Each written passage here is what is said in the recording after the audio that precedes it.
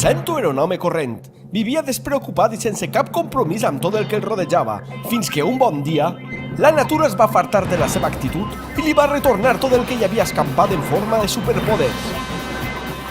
Ara Cento és el capità Vallverda i té una missió que complir.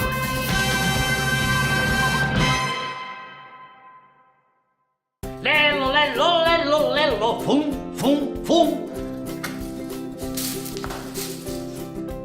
Che, mira tu, que bonic! Això sembla Londres!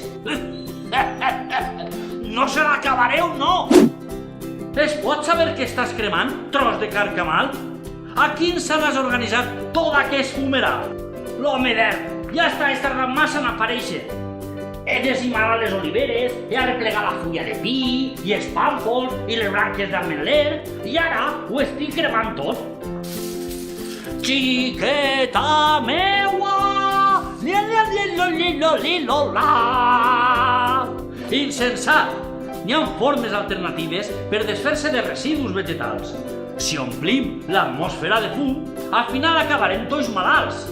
Damunt que em preocupe pel meu bancal? A veure si ja no podem ni cremar com s'ha fet tota la vida.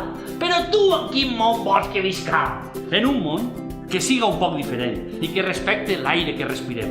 Arreplega les restes naturals per a que puguen ser tractades. Moltes d'elles tenen altra utilitat després de ser triturades.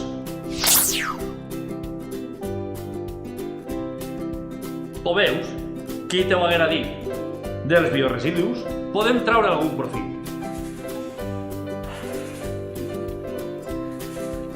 Ui, doña Carxot,